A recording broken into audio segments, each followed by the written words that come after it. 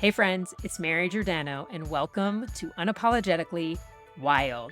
Every single day, you have a choice. You can stay where you are, or you can step into the possibility of something even greater. And I'm here to spark that flame within you and inspire you to show up, embrace the fear, and do the fucking thing. Messy, scared, and real. Let's get started. Hey friends, it's Mary Giordano, and welcome back to Unapologetically Wild. So in this episode, we're talking about one of the biggest myths women are sold, and that's balance. Everywhere you look, women are being told that the answer is balance. Work-life balance, a balanced diet, balance your schedule, balance your energy, balance your whole fucking life. It sounds good on paper. It even sounds responsible. Like if you could just find the right mix, everything would finally click into place. But let me be real with you. Balance, it's actually bullshit, because balance assumes everything gets equal weight, that all parts of your life can be neatly divided like slices of pie. Work, family, health, friends, fun, you. But that's not how life actually works. Some seasons demand more of you at work. Some seasons your family needs everything you've got. Some seasons your body is screaming for rest or healing or focus. And in those seasons, something else is going to take the back seat. Not because you failed, but because you're human. And that's the part no one tells you. Balance, it's not realistic. It's not sustainable. And honestly, it's not even the point.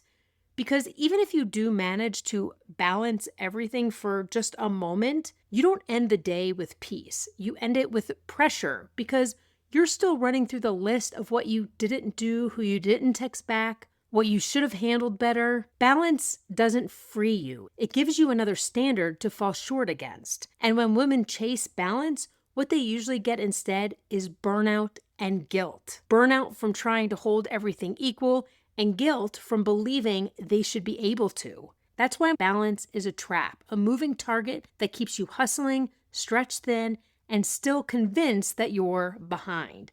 So if balance isn't the goal, what is? And that's what we're talking about today. I'm going to show you why chasing balance has been keeping you in this endless cycle of guilt and exhaustion, and what to reach for instead. Because you don't need balance. You need alignment, you need flow, you need permission to live out of balance on purpose. Here's the thing about balance. It doesn't actually give you peace. It just gives you another job, because balance, it's not really about harmony. It's about keeping score.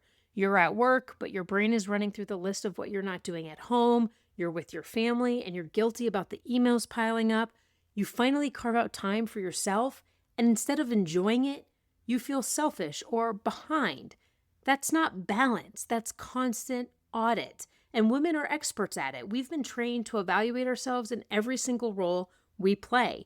Am I showing up enough at work? Am I being present enough as a partner, as a mom, as a friend? Am I taking care of myself enough? It's absolutely fucking endless. So even on the days where you gave almost everything you had, balance convinces you to focus on the one place you fell short. You could give 90% to everything and still crawl into bed thinking about the 10% you missed. That's why balance is bullshit. It's not just that it's unrealistic, it's that it sets you up to always feel like you're failing somewhere. You're never done because there's always another box unchecked. Another role you could have filled better, another person you think you let down. And the cost of that, it's not just exhaustion, it's shame. Instead of balance bringing freedom, it brings that guilt. Instead of helping you feel steady, it makes you feel fractured. And here's the kicker. You don't even question it because balance is sold to you as this healthy goal. So when you can't hold it all evenly, you don't think, this is impossible. You think, what the hell is wrong with me? So I believe that balance is really pressure disguised as responsibility. And no matter how much you hustle, it never adds up. And the real cost of chasing balance is what it does to your sense of self. Because when balance is the standard, guilt becomes the soundtrack. And over time, that guilt stops being about the little things you missed today and it starts shaping who you believe you are. Think about it. You don't just think I missed a workout. You start believing that you're not disciplined. You don't just think I forgot to text back. You start believing that you're a bad friend. You don't just think I fell behind at work. You start believing that you'll never catch up. See the difference? It's no longer about what you did or didn't do. It's about who you believe you are. That's the slow creep of guilt when balance is your measuring stick. It hardens into shame. And shame, it's heavy. Shame says, it's not that you had an off day, it's that you are the problem. And when you carry that belief, it colors everything. That's why so many women who are doing their absolute best still feel like they're failing, because balance keeps moving the bar. Even when you hit 90%, you're focused on the 10% you missed. Even when you show up in 3 areas, you obsess about the 4th. Balance convinces you there's always a deficit, and guilt fills that gap. And here's the really cruel part. Guilt doesn't just live in your head. It dictates your choices. When guilt is running the show, you start overcommitting. You say yes when you want to say no.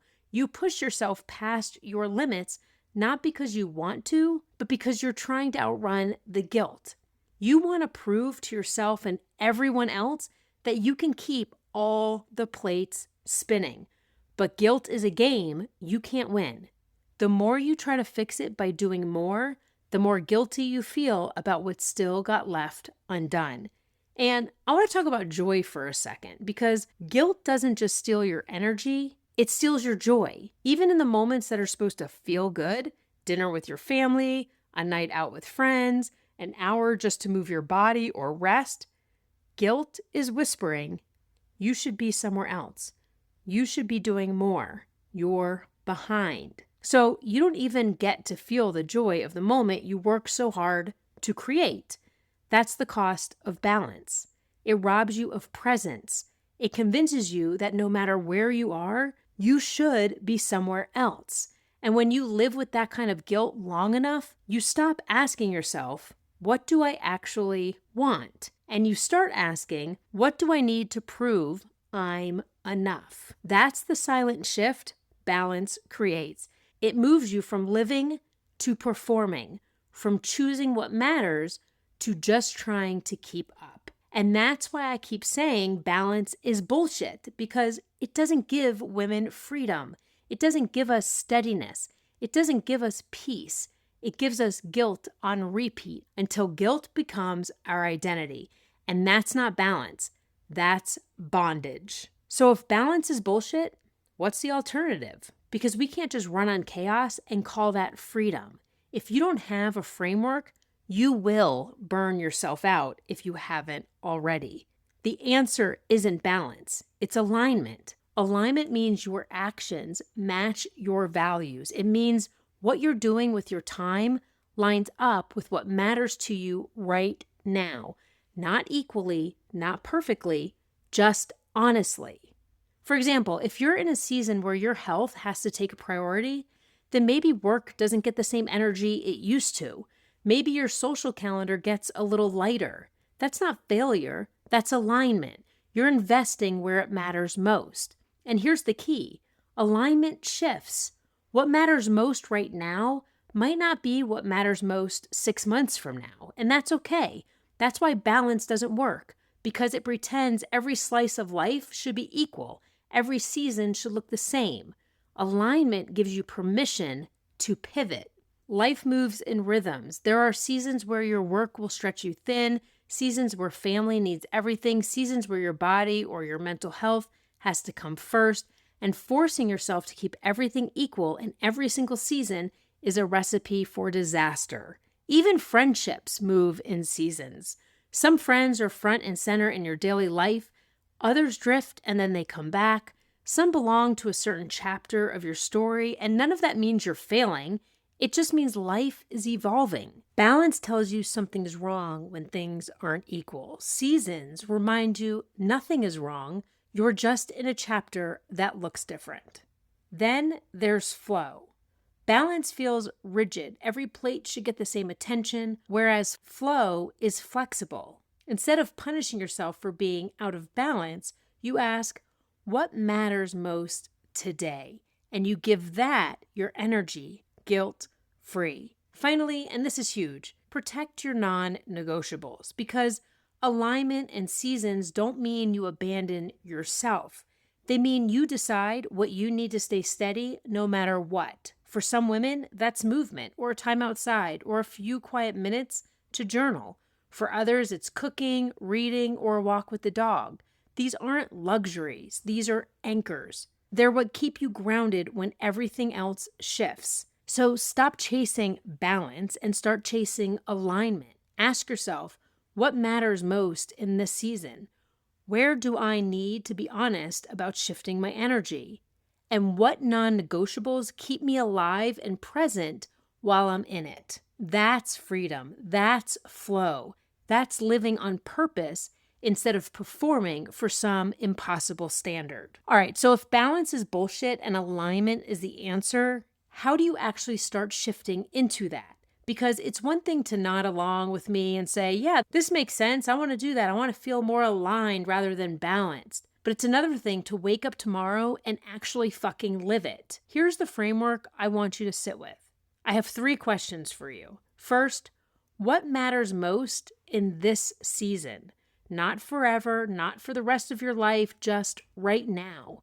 Maybe it's your health, maybe it's building something in your career, maybe it's caring for aging parents or being present for your kids. Get clear on what actually matters most in this chapter and stop guilting yourself for the things that aren't front and center right now. Second, I want you to ask yourself, what are your non-negotiables? These are the anchors that keep you alive, steady, and connected to yourself no matter what season you're in. And I'm not talking about a 12-step morning routine or some perfect plan. I'm talking about the 1 to 2 things you need to feel human.